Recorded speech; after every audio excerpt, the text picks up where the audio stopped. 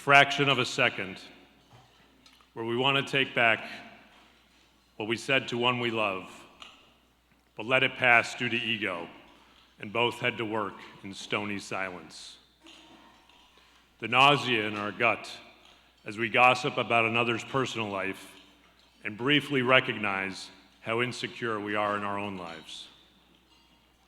Or the hours we spend on internal chatter, judging our lives with a harshness we would deem unacceptable for another. These instances, which comprise our daily cycles of regret, it's where we say to ourselves, if I only had had the time to think it over. I just needed a moment, some space in the day where I'm not exhausted by my to-do list. Things would be different. My life would be different. So we turn to podcasts, prescriptions, and politicians as if the answers will be found there. And wake up the next day and do it all over again. The constant search for this space.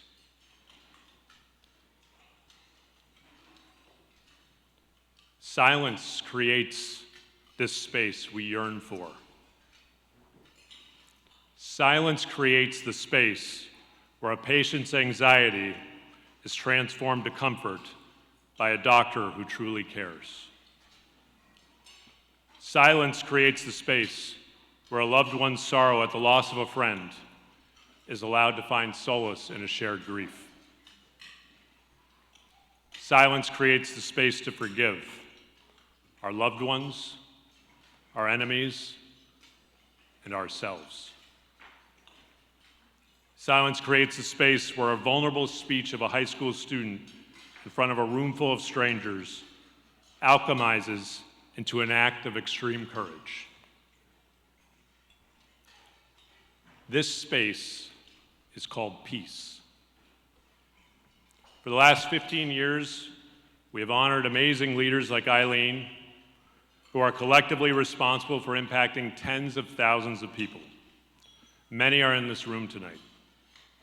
When the committee selects our honoree, it's often a time of intense reflection for me, as I get to learn about the person receiving this award, and I'm able to discover what type of leader they are. People speak of Bob in almost awe, not for his passion for helping others or his commitment to community health, but how his personal integrity is inextricably intertwined with his sense of empathy and his practice of silence. It's not a silence born of shyness, but rather one of confidence, both on his part and those who seek his counsel. Because each knows that when Bob does speak, his words will be measured, thoughtful, and wise. At Friends Forever, we worked this year with over 100 individuals from every county in New Hampshire, states across the US, a dozen countries around the world, from Manchester to Mongolia, Newcastle to New Zealand. We taught them that one of the first lessons to being a leader is learning the essential human skill of how to listen. To listen with our ears, our eyes, and most importantly, our heart. This is the key to developing empathy. It's really the only way. And we teach them to practice this first with their friends so that they may do so for their enemies. Yes, there are times when our voices need to be heard, for injustices to be exposed, uncomfortable truths revealed, words of encouragement offered, and for calls to action. But when these words are informed by a foundation built on silent contemplation, they stand much greater the test of time. Because silence creates the space for us to acknowledge our suffering and that of others, which could be why we avoid it at such a dear cost. Our inability to practice silence leads to our filling our bodies and minds up with noise. This noise which drowns out our ability to heal in all senses of the word.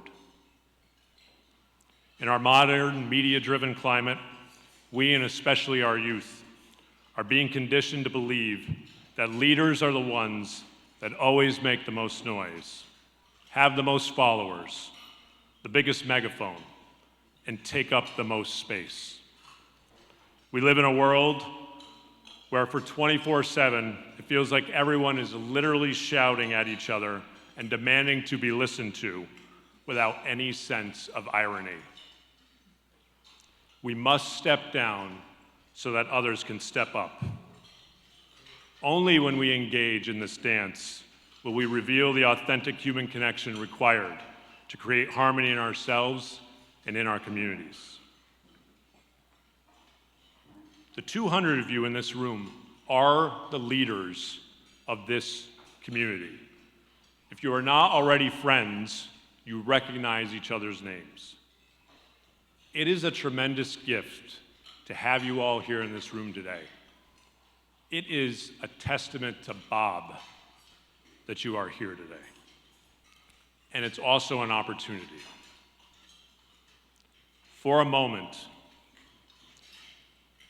seriously, just imagine if we were all like Bob and brought his gift of silent empathy to our offices and organizations, our clients and competitors, our patients and practitioners, our neighbors and nemesis, our children, our parents, our partners, ourselves.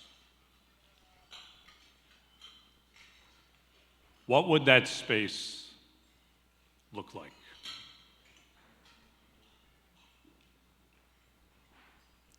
What would it feel like? And finally, what would that space sound like?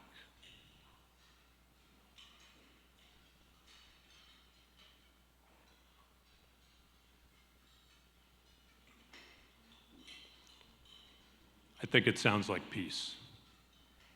Thank you very much.